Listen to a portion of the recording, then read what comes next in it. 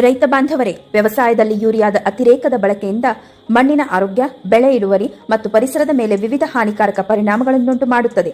Urea ಬೆಳೆಗಳಿಗೆ ಸಾರಜನಕ ರೂಪದಲ್ಲಿ ಅತ್ಯಂತ ಉಪಯುಕ್ತ ಮೂಲವಾದರೂ ಅದನ್ನು ಹೆಚ್ಚು ಪ್ರಮಾಣದಲ್ಲಿ ಬಳಸಿದರೆ ಮಣ್ಣಿನ ಆಮ್ಲೀಯತೆ, ನೀರಿನ ಮಾಲಿನ್ಯ ಮತ್ತು ಹಸಿರುಮನೆಗಳ ಅನಿಲ ಪ್ರಮಾಣ ಹೆಚ್ಚಳವಾಗಬಹುದು.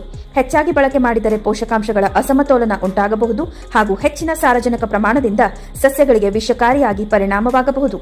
ಬೆಳೆಗಳು ಹೆಚ್ಚು ಕೀಟ ರೋಗಕ್ಕೆ ತುತ್ತಾಗುತ್ತವೆ ಮತ್ತು ಉತ್ಪಾದನಾ ವೆಚ್ಚವನ್ನು ಹೆಚ್ಚಿಸುತ್ತದೆ. ಇನ್ನು ಮಾನವನ ಆರೋಗ್ಯದ ಮೇಲೆ ಬೀರುವ ಪರಿಣಾಮಗಳನ್ನು ನೋಡಿದರೆ, ಬೆಳೆದ ತರಕಾರಿ, ಹಣ್ಣು, ಧಾನ್ಯಗಳಲ್ಲಿ ನೈಟ್ರೇಟ್ ಹಾಗೂ ನೈಟ್ರೇಟ್ ಪದಾರ್ಥಗಳ ಅಂಶ ಹೆಚ್ಚಾಗುತ್ತದೆ. ಇವು ದೀರ್ಘಾವಧಿಯಲ್ಲಿ ಸೇವಿಸಿದರೆ ಮಾನವನಿಗೆ ವಿಷಕಾರಿಯಾಗಿ ಹೊಟ್ಟೆ ನೋವು, ವಾಂತಿ ಮುಂತಾದವು ಸಂಭವಿಸಬಹುದು.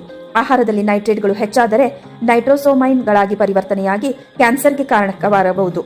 ಅದೇ ರೀತಿ ಶಿಶುಗಳಲ್ಲಿ ಬ್ಲೂ ಬೇಬಿ ಸಿಂಡ್ರೋಮ್ ಎಂಬ ಸಮಸ್ಯೆ ಆಗುತ್ತದೆ. ಇದು ರಕ್ತದಲ್ಲಿ ಆಮ್ಲಜನಕದ ಮಟ್ಟವನ್ನು ಕಡಿಮೆ ಮಾಡುತ್ತದೆ. ಯೂರಿಯಾ ಭೂಮಿಯಿಂದ ನೆಲಕ್ಕೆ, ನೀರಿಗೆ ಅಥವಾ ನದಿ, ಕೆರೆಗಳಿಗೆ ಸೇರಿದರೆ ಕುಡಿಯುವ ನೀರಿನಲ್ಲಿ ನೈಟ್ರೇಟ್ ಮಟ್ಟ ಹೆಚ್ಚಾಗಬಹುದು. ಇದು ಮಾನವನ ಆರೋಗ್ಯಕ್ಕೆ ತುಂಬಾ ಹಾನಿಕಾರಕ.